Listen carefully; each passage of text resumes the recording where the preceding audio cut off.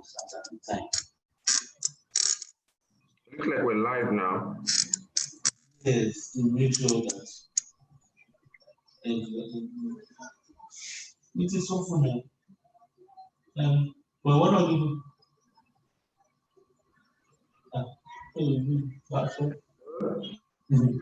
I can call you in a second. Yeah.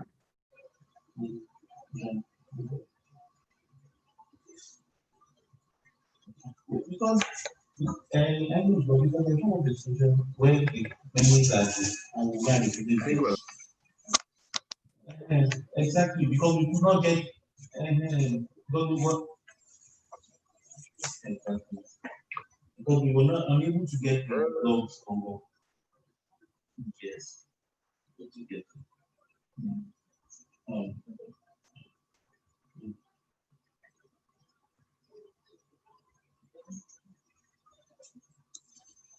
Can you? I can hear you. Okay, great. Yes. We're live now. So hello everyone who's joining us on YouTube. My name is Kelechi Odoemelam. I work with United Capital PLC. And the name of the show is ChitChatting with UCap. ChitChatting with UCap is brought to you by United Capital PLC. We're an investment banking group involved in investment banking itself, asset management, trusteeship, and security services. We have like a Pan-African outlook, and we are active on social media. We're also in the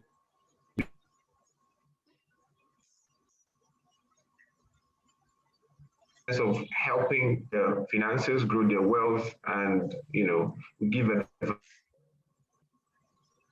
advice on what to invest in, and we also offer retail investment options. So you can always just follow us on social media. We're on Twitter at United Cap. That's Twitter at United Cap, and on Instagram we're United Capital PLC. If you search for us on Facebook, you'll find us at United Capital PLC as well, and the same for LinkedIn. We're also on YouTube. If you're watching this on YouTube, then you know we're on YouTube. So it would be great for you to give us a follow on YouTube, subscribe to our YouTube page, because we're going to be having more content like this that's beneficial to you, and hopefully will also make it be worth your while. So I've already introduced myself. My name is Kelechi Odoemelam, but I'd like to introduce you to our guest for today. I think she's doing a great work, but let me settle down and read out her profile properly so you don't think it's just anybody. So Dr. Kafayah Ogunsola is a specialist physician, a psychiatrist, and the MD CEO, Empathy Space Consulting Services, whose active online arm, empathyspace.ng, is at the forefront of raising awareness, highlighting pertinent issues relating to mental illness in Nigeria. The goal is to improve help-seeking behaviors for emotional disorders amongst Nigerians, and ultimately to destigmatize mental disorders in Nigeria. Her platform, empathyspace.ng, attends to a high volume of the psychological crisis on major social media platforms, thus providing online psychological first aid, counseling, and referral services for those in need of further mental health support to necessary professionals anywhere in Nigeria. As a mental health advocate, she pioneered the use of Nigerian languages, Pidgin, Hausa, Igbo, Yoruba in a mental health advocacy, and has developed several online resources in our local languages. I think it's important, that we have the concept of a psychological first aid on social media, because if you go to people's comments on Instagram and Twitter, those places can really get very toxic really quickly. So she also provides employee assistance program for corporate organizations and school mental health training and consultancy services. Also be mentioning more about Dr. Kafayah as we go along, but in order not to be long-winded and bore everybody, let me just stop there. But Dr. Kafayah, thank you so much for being with us today. Thank you for having me. It's a pleasure. So in the conversations we had just before we went live, we're already we're already going at it. So yeah, we're going to just start off. I'm going to be asking you a couple of questions. Yeah. And gain some knowledge, especially on the topic of mental health issues. Just before I jump into the questions, it's important for me to just say that when we talk about mental health issues, and I'm sure Dr. Kafayah will confirm shortly, it's not just people who are insane, which is the general default of a Nigerian. They just say, oh, mental health means people who are mad. That's not necessarily correct, but I'll let the expert clarify. So let's start with anxiety. How would we define that? All right. So basically, anxiety would be so there is fear. Okay, so let's start from fear, which is an unpleasant situation. You can have threats to maybe life, to property. It can even be the fear of, waiting for an investigation result because you have just gone to the doctor to conduct some tests for the year, your annual medicals. What you have there is fear. The anxiety, it would be a normal psychological response to unpleasant situations. So to fear, to threat, to harm, and in those scenarios that I have given. Okay. And that's what it is. Okay. So here we're just talking about what anxiety is. So every individual from time to time will experience anxiety when faced with certain unpleasant situations. It can even be, where you're under pressure to perform. So you're going for an interview for a job. That psychological thing that we feel together with some physical symptoms, that is anxiety, and it's a normal response. Okay. Yeah. I think that's something that everybody who is listening can relate to. Yeah. So we want to hold off a little bit. We don't have a really full house now, so let's just give another 5 minutes, perhaps, for other people to quickly join in, and then we continue. Okay. All right. Yeah. Okay, that's fine.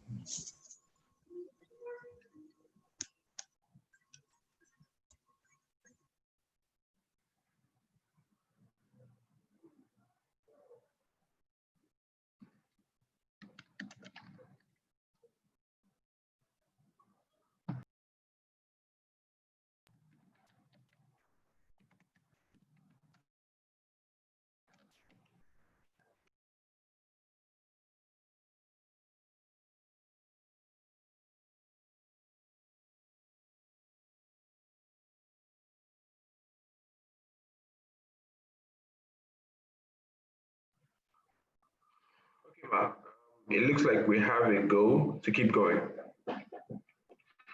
All right, so that's about anxiety.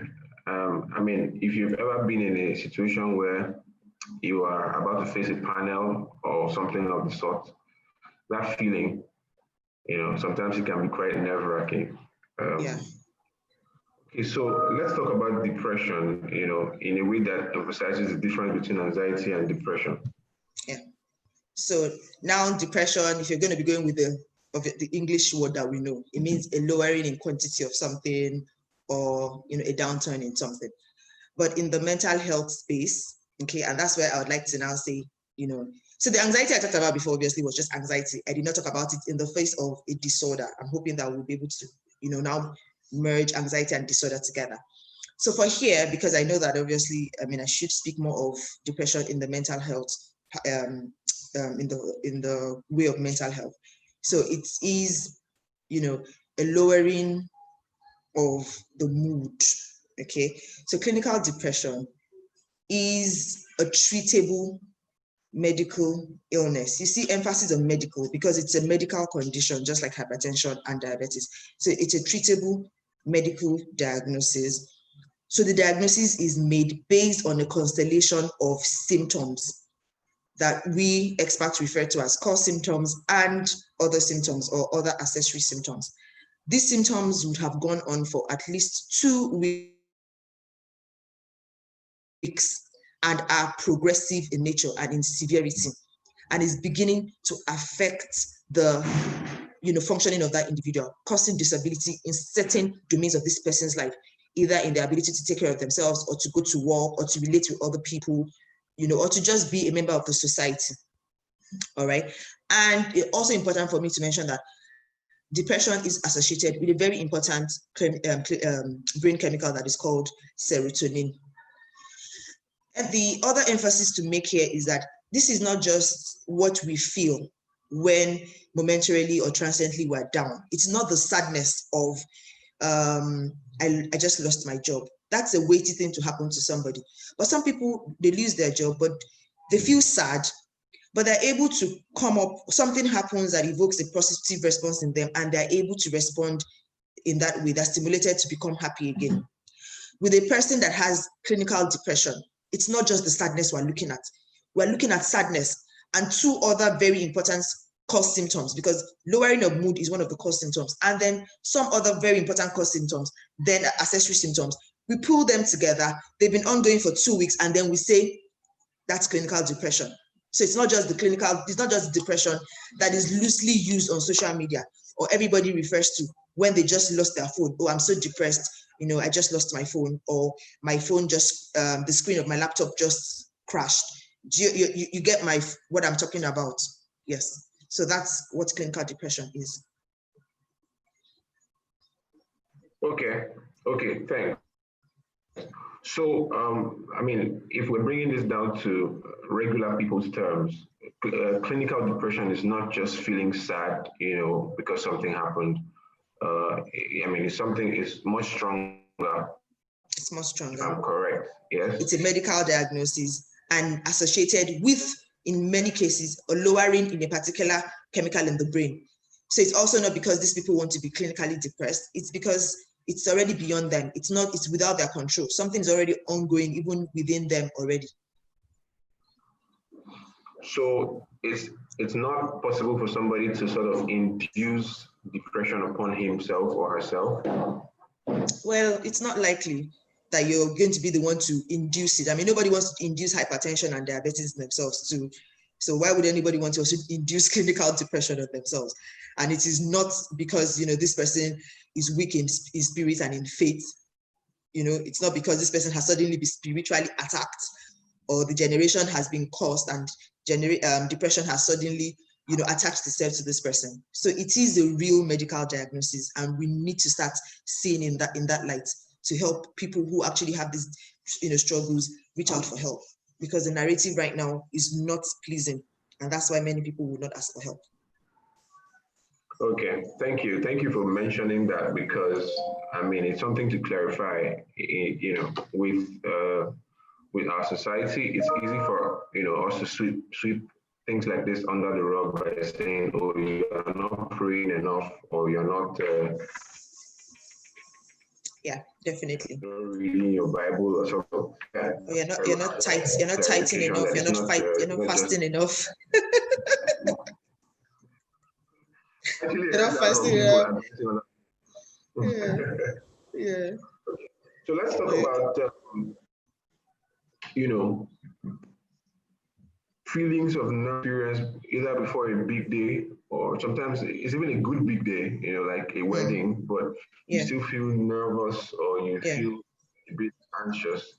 How do we identify when or if these feelings have progressed to something we can no longer sweep under the rug, you know, something like a proper anxiety disorder or depression? Okay, so that will take me back to what I was trying to explain before, that the normal response that everybody would have before a big day or an interview or receiving a result would be, it's normal, all right? It's because, you know, you have an increase in adrenaline and many other rushes in the body. But the normal thing is, once you step into that interview, or once you have you've seen your bride walking down the aisle, you're supposed to become calm. You know, it's like a calm overtakes you. The adrenaline rush initially felt should have balanced out. You know, it was just for you. It was that was done to aid your performance. Okay, so some people would have, you know, the initial performance anxiety maybe before a presentation. It's just to boost your confidence and aid your ability to do what you need to do. After which, if you know, it fizzles out, and then you become calm again, all the racing heartbeat and everything normalizes, and then you carry on with whatever you're going through. But with an anxiety disorder, so when anxiety becomes a disorder, in the absence of this threat, in the absence of you wanting to perform, in the absence of a big day, in the absence of a robbery attack or an accident, imagine, you know what the psychological response to when we hear a loud bang, or you're driving, you suddenly hear like a loud bang. Suddenly you're very fearful, you're very worried, you can start shaking, you're tremulous, the whole body is vibrating, you're sweating. So now imagine for people who have not had any stimuli to warrant that. So imagine an individual living their life every day, waking up to constant feeling of fear, worry, something bad is about to happen to me. They're sweating, they're dizzy, their mouth feels very dry. It feels like they're about to die. That is an anxiety disorder. Your heart is constantly racing like it's about to jump out of your chest. You feel so wired, you're not able to relax. When you have a bad news and that happens, it is normal. But when there is no need or nothing that has triggered that, and you're constantly living your life like that, every day you wake up to such mental feelings or mental symptoms and physical symptoms of anxiety, then that's a disorder. It becomes an anxiety disorder. Oh yeah, that's true. I mean, I can't imagine living like that. It's terrible. Very, very distressing and terrible place to be in. The next question that just comes to mind is, with the example that you gave of like a big day coming up, you are anxious, say when you see your wife walking down the aisle, or when you're in front of an interview panel, for instance, and then after all that is done, everything sort of settles back down. Yeah. But what of a scenario where it doesn't quite settle? In other words, the stimulus for that kind of reaction is sort of constant around you. Does that then force you to develop that disorder? So that wasn't really what triggered it. That didn't trigger it, So it means that maybe already something was already brewing, and then maybe this just, exacerbated or exaggerated it for you. All right. Because the ideal thing is before these scenarios that we painted, ideally, we're thinking of somebody who is not with any anxiety problems or any anxiety symptoms. The interview is today. You wake up, you're a bit tremulous and shaky. Your voice can be a bit shaky in the interim, in the initial period, and then everything normalizes. The normal thing is once the stimuli has been removed, so you're done with the interview, you're on your way home, awaiting the result of that interview or a call back, you should be back to your normal self. If you're not back to your normal self and this anxiety continues, you're still shaking, and even in the 2 weeks that they haven't gotten back to you, you're living like that, it's still understandable because you're still waiting for the result. But the moment the result is out and maybe you haven't passed or whatever, then you should return to yourself. Even ideally, even in the 2 weeks that you're waiting for the result, you should be able to distract yourself, go back to normalcy whilst you're awaiting the stimuli that will trigger it again, which is the day of the result. Do you understand? Yeah. Yes. So it shouldn't continue. It shouldn't continue. Okay. So that's for one-off situations, right? Yeah. Yes. But are there situations in which anxiety can be triggered? Like, how do I explain this? Okay, work, for instance, right? Yeah. Yeah. So in a work environment where you are constantly anxious, right? You're not an anxious person when you're back home, right?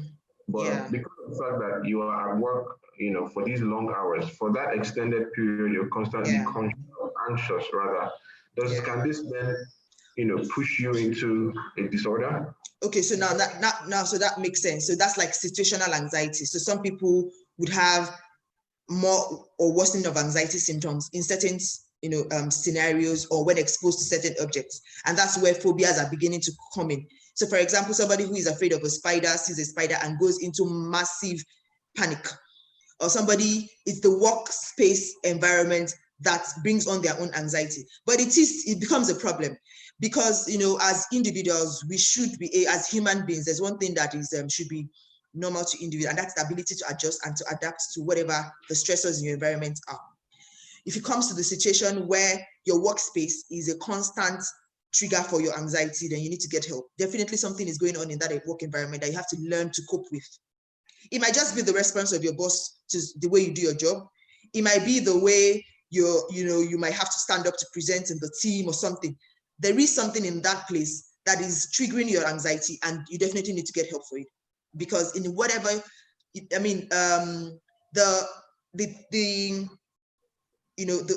goal is to live our lives the best that we can, despite all the stressors around us. So if your stressors, if the identifiable stressors in your environment is enough to not make you live the life that you're supposed to be living, then you should be getting help for it. And it's possible to get help to handle whatever stressors it is in your environment and be able to cope with it better. Okay. Yeah. Thanks a lot, Doctor. So, and we're having this conversation just before we went live. Let's talk about the actual real life situation of people who live and work, especially in African countries. I'm going to say Nigeria and Lagos specifically. It can be quite chaotic on a regular day, the hustle and bustle, going back and forth and everything. And then I imagine that there's a lot of people who are going through this and who are, showing symptoms of disorders, but being that we are in Nigeria, we tend to, throw things like this under the carpet and be like, oh, don't worry, I'll be fine. Why do you think this is, and what can we do to sort of begin to bring people to the understanding that this is a serious problem? Okay, so for many people, all right, and this doesn't just apply to just mental health alone. It even applies to physical health. So many people are living with clinical hypertension and they don't even know until when they have a stroke. Many people are going around with blood sugars that are obviously not normal, and they don't even know until they go into a diabetic coma. So for many people, this continuous hustle and bustle that we have found ourselves, this continuous trying to make ends meet, show up every day, it takes away from many people. They know that something is off. Oh, I feel out of sorts. I'm not feeling like my usual self. But they're just like, oh, I'm sure it's something that is going to pass. Okay. So the lifestyle that we live, the constant, having to be somewhere and to do something, actually takes away from many people to sit down and have conversations with themselves and say, how exactly am I feeling? What's going on with me? I've noticed that there's a change in this, aspect of my life. I'm not sleeping well, but they just, chalk it away as something that is going to pass. Another thing is the awareness. So how many people know that, if I'm very low in my spirit, my energy levels have suddenly dipped. I don't enjoy things that I enjoy doing normally. I'm not sleeping well. I'm waking up like 2 hours before my normal sleep. How many people would be able to put all those things together and say this is depression? Because I just talked about the core symptoms of depression, and those were some of the accessory symptoms. Not eating well, not sleeping well, not being able to concentrate, not being able to get tasks done, multiple physical complaints. How many people can piece all those things together and say this is depression? Okay, they will just think it's something else, and move on. A lot of people are familiar with what malaria might present as, or what typhoid will present as, but how many people know what depression presents as, or what anxiety presents as? So not having enough awareness is another reason why many people will not be able to identify that there is this problem and to seek appropriate help. Another thing is the narratives that plague such disorders. So for people who are, exposed enough to go to Google and put in all the symptoms, and Google suggests that it is depression, and then they're like, depression, where? Depression is not in my family. I reject this. This is not my portion. What will the whole world say? Yeah. So the narratives around it in our environment and the stigma of these disorders will not even allow somebody who suspects that they might have these disorders to go get help for it, because it's like, oh, so I should expose myself to the world, and I should be found walking to maybe a hospital like a Federal Neuropsychiatric Hospital Yaba, or I should say I'm going to the Department of Psychiatry in Luther and say I'm doing what. So all of that, and then the fact that there's also the angle of trying to spiritualize it. Oh, I'd rather pray over this. It's like my enemies are getting me, or my village people are catching up with me. So rather than attribute it to what it is, a medical disorder, they have linked it to a spiritual thing. And rather than go to the hospital to get help for it, they'd rather go to, maybe religious homes or herbal homes, or try and just talk themselves out of it. Yeah, this is so relatable, because I've heard this, like I said, when we were talking just before, I've heard this several times. It's not my portion in Jesus' name. And, nobody's really saying it's your portion, but you should go and get checked. I mean, it's just important that I reiterate it, so people who are listening can know that when you go and get checked, it does not mean you are no longer a religious person or a Christian or a Muslim. Oh, definitely. Because we get checked for cancer, don't we? I mean, we get checked for cancer. We accept treatment for cancer, and you don't see it as a cause or a spiritual thing going on. And that's, so if we had that view about mental disorders, it would be easier for people to accept it, So that's why the narrative has to change from the grassroots. Everybody has to know that it's a medical thing, and not whatever explanations they have, linked to it in the past. Well, to that, I would say that a big thank you for the work that you are doing to provide some more, awareness about, this issue. Okay, so we have a question from YouTube from Nkamare. Question is, how do we get the help for stressors at work? I knew that work question was going to trigger people to start asking. Okay, so how can you get the help? You can use the consultation link on the website of Empathy Space. We can talk about that because, I mean, this is not a space for consultation. It has to be in depth. I have to understand what the stressors we're talking about are, and then dig up strategies to handle it. Okay, so please check out the empathyspace.ng, to see how you can get help.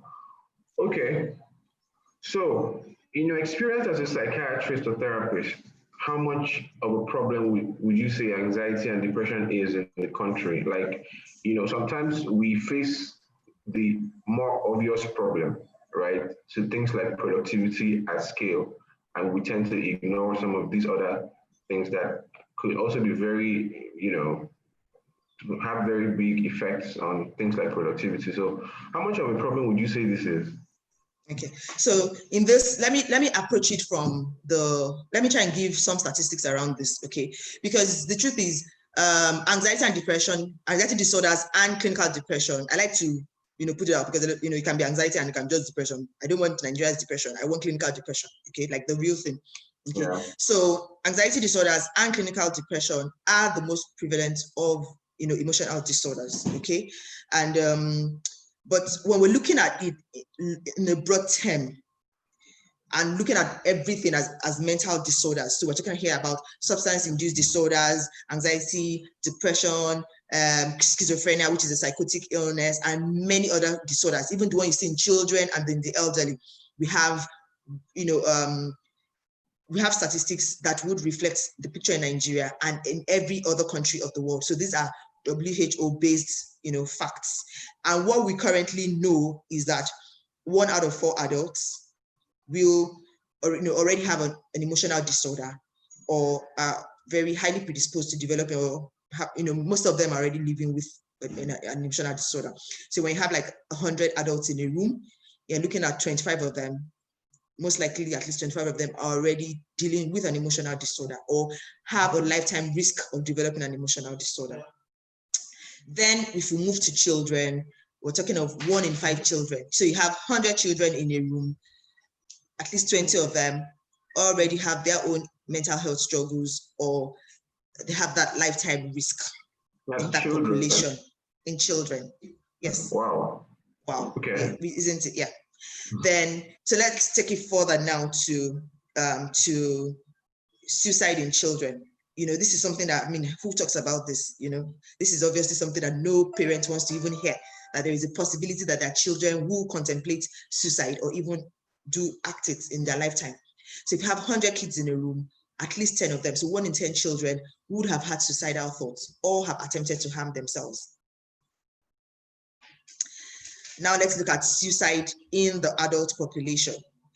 Globally, you have 1 million suicides annually.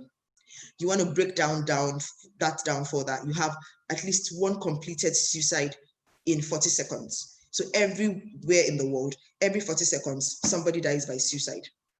And for that 1 suicide that is completed, that somebody takes their lives, you have at least 20 to 30 attempts of suicide.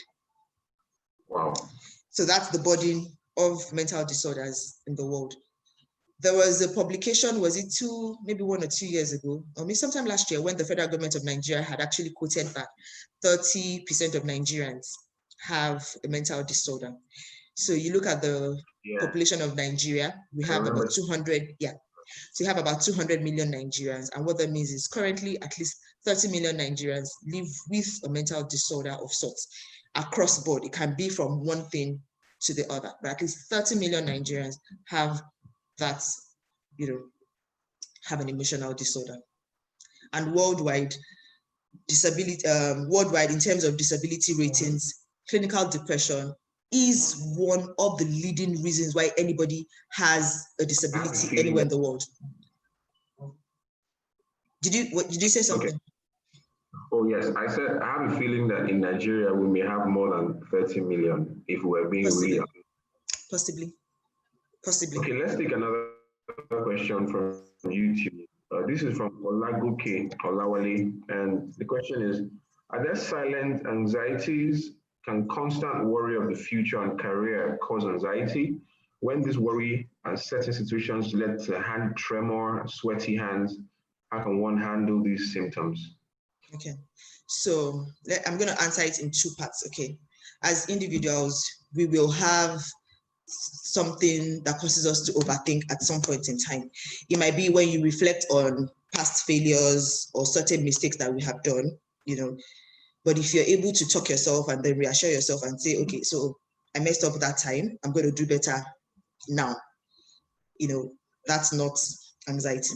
In the present, we can also have worries about what our future is going to be like. Oh God, so am I going to be able to make a partner by 35 or 40? Am I going to be able to, you have your dreams, you have your aspirations, you have everything. Every individual ideally should have those thoughts come into their mind from time to time, but once you're able to, redirect your energy to other things and say, okay, so I need to do this and this, plan, work to be able to achieve that. That is healthy anxiety. This is anxiety that would come up from time to time. But when your anxiety is to the extent that it is giving you mental symptoms and physical symptoms. So all the tremulousness that he's talking about, the sweating, the palpitations, when you think about past failures and, or you're anticipating the future, then that is unhealthy anxiety. And such persons should actually be getting help for it. Okay. Yes. Constant worry of the future and career. Well, I don't know if my own is constant, but I do worry about it from time to time. Yes, as should be, as everyone should, but it is the magnitude of the threshold to which you're doing it that is the problem. If you're worrying about your career and the future and what you want to become, but you're still able to show up at work, get your work done, go back home to your family, it's fine. That is normal. I mean, everybody should have that. It's only someone who isn't forward thinking or doesn't have big dreams to be the next Dangote that would be very complacent and be comfortable where they're at. But once your anxiety is of the magnitude that even to show up at the job that is going to propel you to becoming a partner, you're not functioning in that space. Even when you come home, you're so irritable, you're so angry at the slightest thing your wife does, you're hitting your kids because of your own worries and you're transferring your own aggression and your frustration to them, then it has become a problem. You're constantly having stomach upsets, your heart is beating, you're having headache, you cannot sleep at night because you're waking every other minute, then that's anxiety. That is the magnitude to which you need help. Okay. Just before we take the next question, I'm just thinking about somebody who is having all these symptoms or who has lived with this type of anxiety for such a long time that he or she is sort of used to it.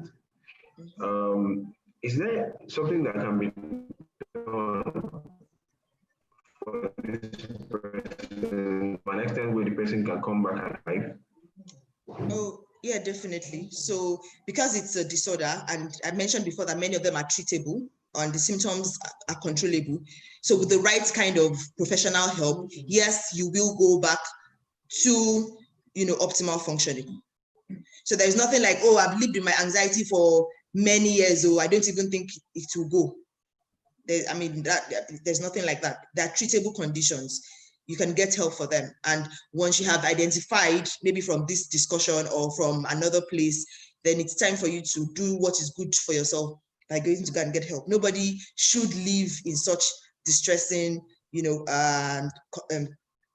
states for the rest of their life. It's not ideal, and it's not fair. Thank you, Doctor. I thought it was necessary to ask that so people who are listening and who feel like there's nothing that can be done about this can just hear that one more time. All right, so the next question is, how does one identify, this question is coming from Ifeturi Dohuje. How does one identify that they are depressed, and how can one fight this? Okay, so because I had in the beginning, I had mentioned that we look out for a constellation of symptoms. So this is not anybody just guessing anything. A professional has a checklist that they would run through to be able to make a diagnosis of depression. And I mentioned before that we have something that we call the core symptoms of depression. The core symptoms are the very important symptoms of depression that we're looking out for. Okay, we're looking at the quality of the mood of an individual, and the fact that there's a lowering in that mood. So there is sadness that is persistent, that is prolonged, that is not reactive to positive news. So this person who is clinically depressed and has the sadness of depression gets an alert of 30 billion right now, and their mood does not shift, because it is not because of money that their mood is down. Okay, the energy level, the energy levels are also persistently down. Okay, so it feels like they haven't done anything in the morning and they wake up like they have the whole weight of the world resting on them. So they're weak. There is a generalized weakness. They also have something that we call anhedonia, which is the loss of interest in previously enjoyed activities. So this person who loves to read novels, who loves to binge watch movies, absolutely finds no interest in it. Or somebody who has a garden, loves to tend to her plants, absolutely loses interest in tending her plants. So those are the core symptoms. There is another one, which is irritability. So sometimes the mood can be down or very quick to anger. Every little thing they flip, and it's very common in adolescents. You haven't even said anything that should provoke that kind of anger in them, and then they will be so angry because they have misconstrued everything that you have said, and then so irritability is another important symptom of depression. Then comes accessory symptoms, like I mentioned: loss of appetite, loss of libido. So there are different types of appetite. There is the sexual appetite, there is the food appetite, and then there's even the appetite of interest. So all these appetites are down. Nothing interests you. You don't want to do anything. You're struggling to concentrate and focus at work. You're struggling to recall, details of maybe meetings that you're in or something you have sat in. Your confidence level begins to drop. You might struggle with confidence, but now you feel like you're at the lowest of the low. Your self-worth drops. So many other things. What else is important? Sleep. Yes, sleep. So you're waking up hours before your regular wake up time. We call it the early awakening. And then you're filled with so much regret of how you have lived your life. It might seem like what everybody partakes, everybody experiences. But the person who is clinically depressed would experience this every day. It's not a one-off thing. There is no break. It will last for at least 2 weeks. And then there is a worsening in the intensity. So even the mood you felt, the lowness of the mood you felt, there is possible to dip. And some people tell you that the mood is so lower that it feels like they're in the deepest hole possible in the world. They're like they're under the abyss of the sea. That place where nobody can hear you, where nobody can reach you, nobody can experience or understand what you're going through. That's what clinical depression is like. So it's not trivial, and it's not fleeting. It is consistent, it is progressive in the severity. All right. Okay. And of course, at the spectrum or at the tail end is where we have suicide. So there's no how I shouldn't talk about it. So by the time that there is, so it comes also with the, the feelings that there is no hope anymore, or that one has been abandoned by the environment, by, for people who are very spiritual, They also feel like they've been abandoned by God, and the world is hostile to them. Things have not worked out the way, so they begin to lose hope of what they are. There is no, the future begins to look very bleak to them, and then they feel like nobody understands, nobody can help them out of this situation. So they now start there's something we call helplessness. They now feel like that the lowest of the surface on the surface of earth, worthlessness. So when those three things begin to form together, this person is also at very high risk of ending their lives, because they just feel like that might be the solution, even though it is not the solution. And I'm saying here, that's not the solution, but they begin to feel like that. Okay. So I want to make the second part of the question two-pronged. So she said, how can one fight this? But I also want to add to that, if you have someone, or if you are friends with someone who you know to be a cheerful person, you like to hang out with this person, and all of a sudden this person begins acting like this, like you've described. So first, how can a person who has the symptoms themselves fight it? And then how can you help people that you are close to, who are in this situation? How can you help them come out of it? Okay, so how can you help yourself? Okay, it will depend on the severity of your depression. So like I said before, there's also like the severity spectrum of these disorders. When somebody is still mildly depressed, so maybe they have one core symptom and just some other few accessory symptoms, you can still say, okay, maybe with more self-care, with being more intentional about how you take care of yourself, and then trying to control your own thought pattern, not tending towards the one that is very self-critical or self-judgmental, you might still be able to fight your way out of these things, because even our thought patterns play a lot of role in how these disorders progress. But when it's coming to moderate depression, maybe you have like two core symptoms, you have more accessory symptoms, it's becoming more difficult on the spectrum, okay? And then when you're getting to the severe depression, so you have like the three core symptoms and you have like another 5 or 6 accessory symptoms, most times it is greater than what you as an individual can handle. When somebody is mildly depressed, and that's why some people will tell you, oh, I was depressed, and then, I attended this event where this motivational speaker spoke sense into my head. You are probably on the subclinical part of depression, because depression can be, it can just be a mild shift in your mood. It can be like you have, subclinical. It's not yet serious. Okay, so the diagnosis has not been established yet. So somebody can talk to you and help you to correct your thinking pattern, and that can get you out of it. So motivational speaking cannot cure depression. It has never happened, and it will not happen.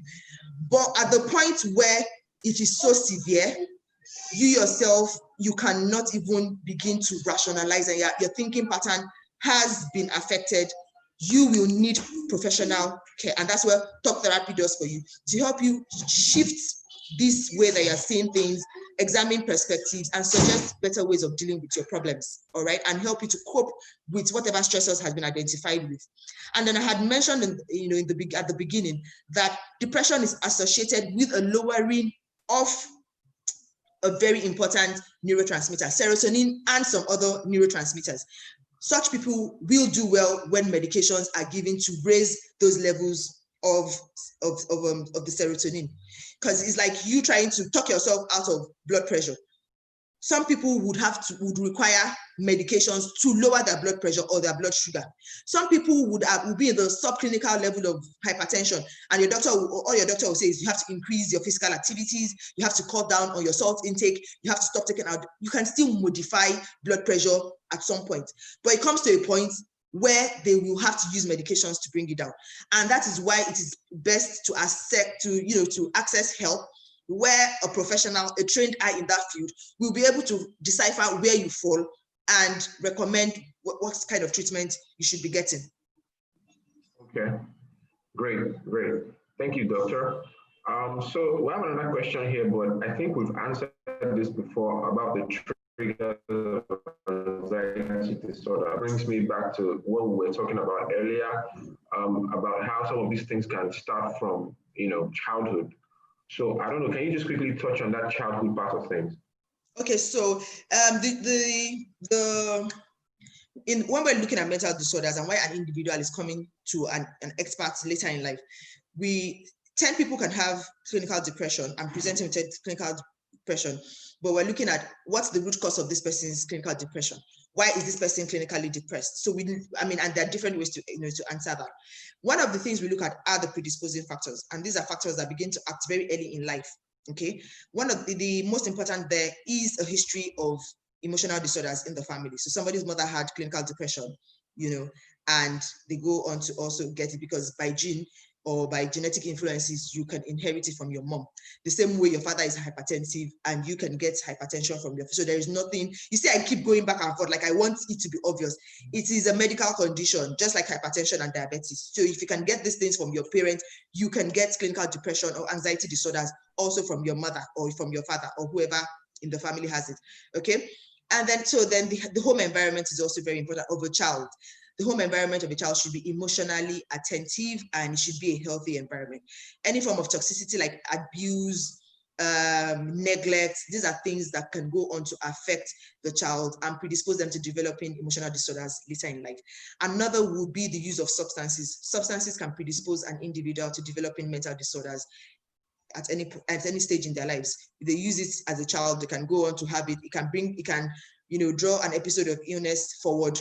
So substance does that. And then medical conditions, chronic medical conditions, sickle cell disease, diabetes, and all of that in children can also predispose them to having emotional disorders. Then in life, as you grow up as an adult, so let's say you escaped all those triggers as a child, all those things, you grew up in the best of families, very attentive parents, everything went well, they helped to build your resilience to the best of their ability. So the role of nature and nurture somehow worked out for you. And then you're now this full-grown adult man who seemingly everything was well with you. And then you can suffer a devastating loss, okay?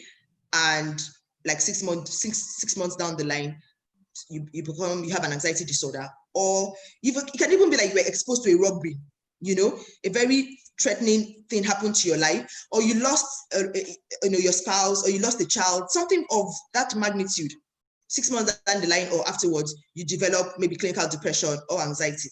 It's not that caused your depression. That was just the trigger. Because in many of us, we have that low-key threshold. It's like many of us carry, the predisposition is there. You're human. The first predisposition is the fact that you're human. You're human, you have a brain. That's your first predisposition. And then something just comes. So the predisposition is already there in terms of small cracks. And then just something of big magnitude comes and then shatters that small cracks that we already have. So a job loss, a loss of a spouse, a guilt, if someone was left at the altar, all these things can act as the precipitants. I have talked mainly on the negative events. Positive events can also happen. A woman has a child and then post-delivery, she develops maybe clinical postpartum depression. This person has been waiting for this job and then all of a sudden gets the job and then gets a manic episode. Another person has been waiting all their lives to relocate to maybe Canada and then gets to Canada and becomes clinically depressed. These are things that now act as episode triggers. They bring forth an episode in an individual, not necessarily because they caused it, all right? And then so many other things can also continue to maintain an illness. Somebody has clinical depression, is in an abusive marriage. How do you get out of clinical depression? Or somebody has an anxiety disorder and then loses their job. So the unemployment state continues to maintain that illness. So these are the different ways that we look at triggers as predisposing factors, precipitating factors, and maintaining factors. Well, Doctor, all you have just explained now makes me a bit scared. It shows you how much you are not really in control of everything. Yes.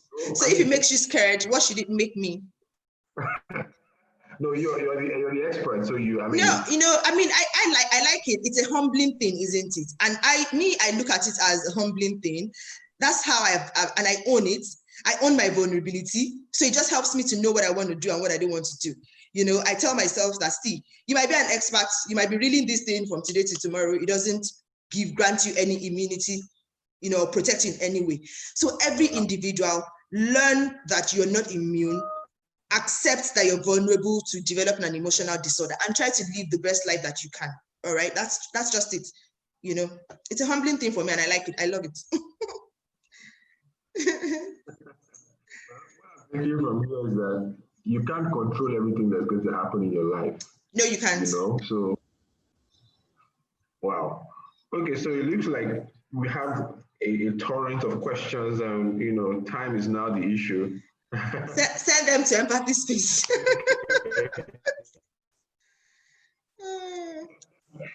So some of the questions, for example, have already been answered, previously.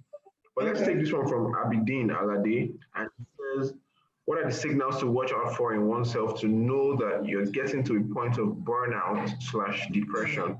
So I'm going to assume this is about work, So burnout is associated. So can you help us answer this, please? So burnout is different from depression, okay? Burnout is an entity that is related to stress. So you have physical symptoms, you have mental symptoms, you have emotional symptoms, you have even workplace related symptoms, all right? Depression, I have talked about as much as I can, which is, so many other things. So work stress or burnouts can precipitate or trigger an episode of depression, but they are different entities, okay? So when they're talking about the physical symptoms of burnout, for instance, you can be having headache, general body aches, loss of appetite, not sleeping well, but you are able to relate it to the context of this thing is work related. I'm under so much pressure at work. There's so much demands. I have so much deadlines to meet. Just the thought of work gives you, every Sunday evening, you're already having all the palpitations and the fear. You're already sweating in an AC room.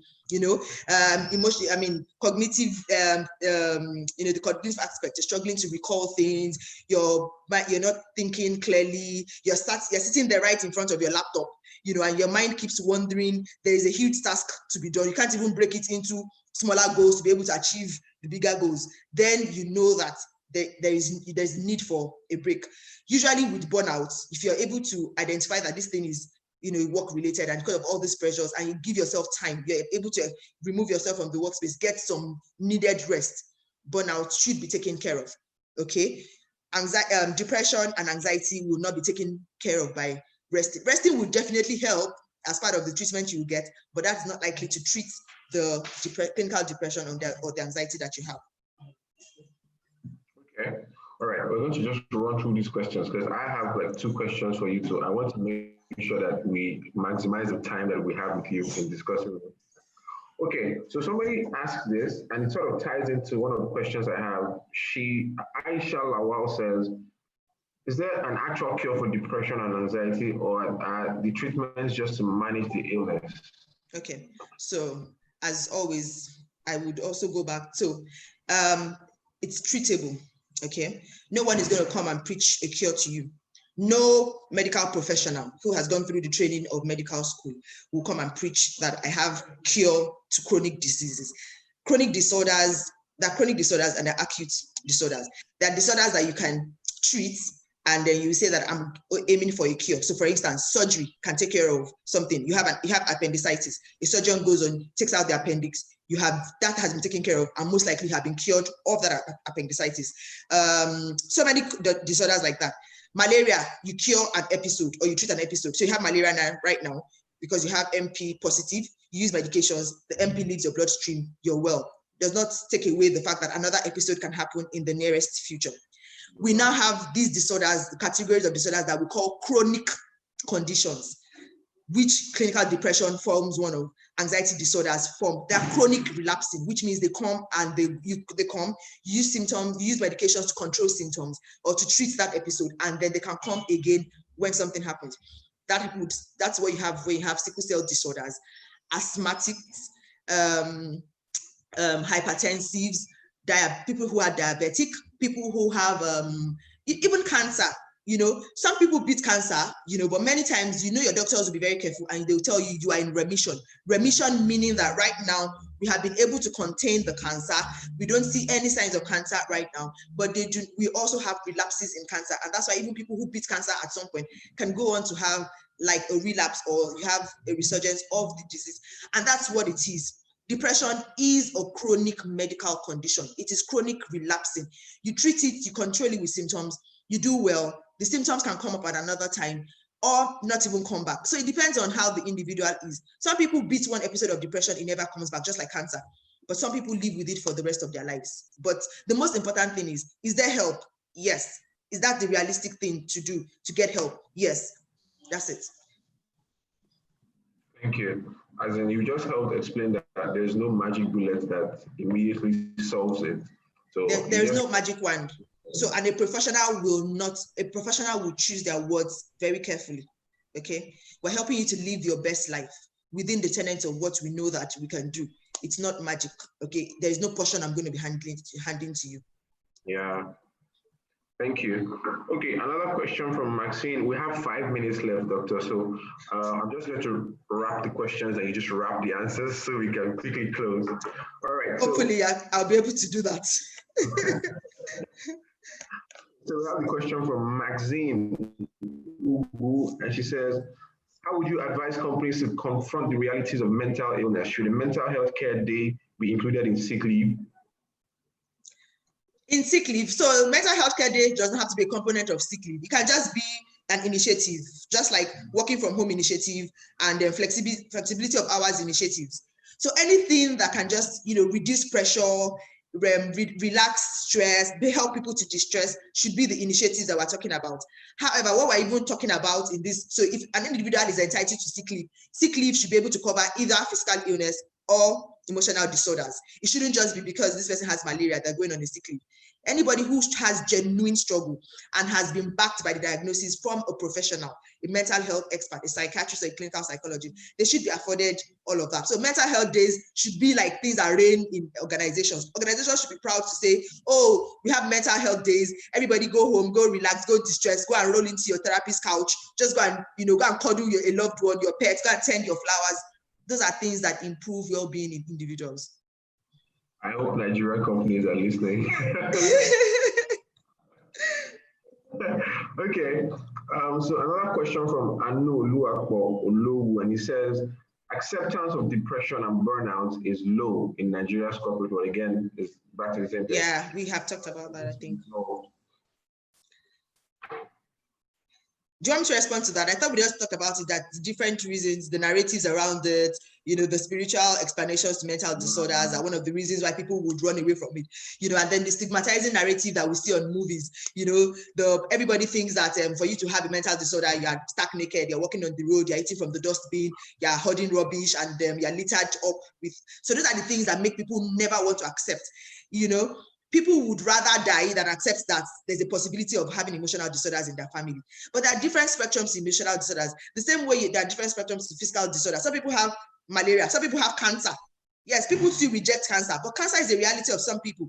Some people have, and the emotional disorders, like I mentioned, they have spectrums. It can be something as small as having a phobia for, for something in your house, to the schizophrenia, which is the person who doesn't get help and becomes vagrant and starts eating out of the dustbin. The thing to pick out of these things is, these are complications. Vagrancy is a complicated state of not getting help for people who have schizophrenia. Suicide is a complicated state of somebody who doesn't get help for their depression. If you act right and early enough, if you intervene quickly, it will not get to the extreme.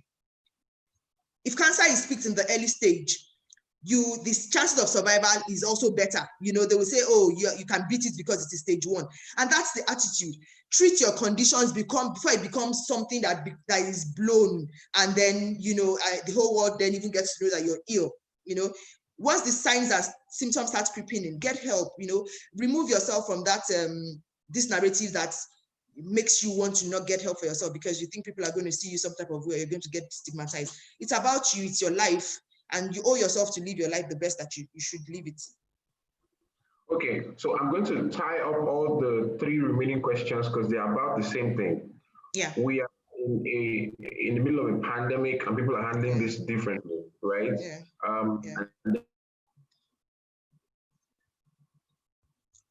And we also have anxiety, but because the reality of the issue is need that money.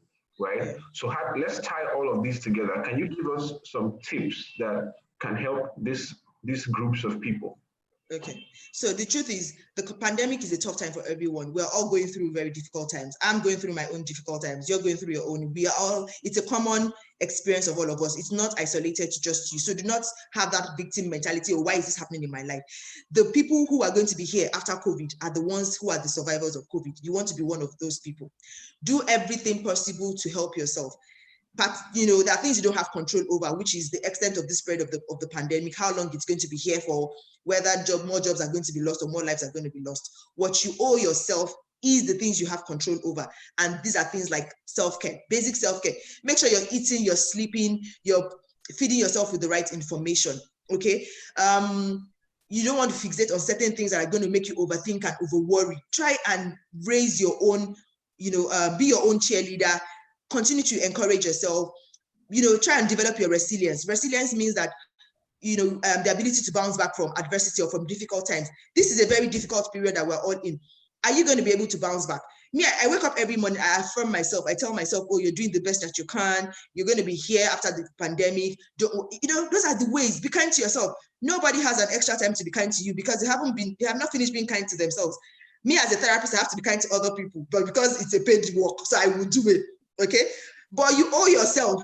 Take care of yourself, be kind to yourself, encourage yourself, affirm yourself, and tell yourself, I will be standing when COVID has carried itself and has left, Nigeria and the world.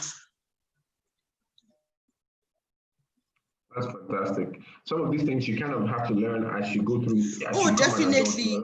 Yes, I get, and that's why I said build. We are building yourself. You're changing how you think. We're all supposed to be going through a cognitive restructuring. We did not have all these things taught to us growing up. And that's where if you need to get help, go to therapy. That's what your therapist does for you. It's not everybody that goes to therapy that has a diagnosed mental disorder. Sometimes all we're doing is just teaching affirmations, helping people to build their resilience.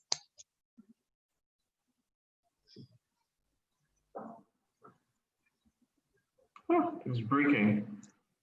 Can you hear me? But did you get the last thing? I can hear you. I can hear you. Did you hear the last thing? Yeah, you said, you don't have to have a super episode before you go and get help. Yes, some of the things we do in therapy is just to help people develop coping mechanisms, help them to build their resilience. Emphasis on build. It's a process. It's deliberate, it's intentional. Build resilience, just generally help them to be better, affirmers of themselves, and just know how to take care of themselves better to prevent bigger episodes. Okay. All right, so let's begin to wrap this up. We're already 2 minutes over short, but please, I'd like you to share contact information for people who may have further questions. Okay. Oh, let me see if I can find some. Find you online. If I were to share my screen quickly, would they be able to get anything? Do you think? I think let me see if I can. Let me see if I can hurriedly share my screen. Okay. Okay, so where are you? Okay, so let's see if I can do this. Okay, I don't know why, but it doesn't seem to be working. But anyway, so people can find me on www.empathyspaceng.org. Should I put it in the chat box so that I can be shared? Can I chat? I should be able to chat, shouldn't I? Yeah, you should be able to. I think so www.empathyspaceng.org. And then you can follow empathyspace.ng on all social media platforms, okay? Instagram, Facebook, and Twitter. And then you can use the consultation link on www.empathyspace.ng.org to get an appointment with me. Okay. So that's I just put that there. www.empathyspace.ng.org. And you can find us on all social media platforms. And yes, you can get telemedicine services. I mean, with the new world we're in, you don't have to come you don't have to come for a physical consultation. You can have telemedicine services. So just in your house, good network, a smartphone, and then you can get consulted as well. Okay. Dr. Kafayah Ogunsola, I'd really like to thank you for, giving us this time and talking us through these very important topics that, most of us seem to ignore. Thank you so much, ma'am.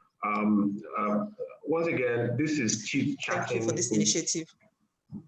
Okay, once again, this is Chit-Chatting with UCap. This is brought to you by United Capital PLC, an investment banking group, helping businesses, individuals, and governments across Africa through supporting them with sterling financial services.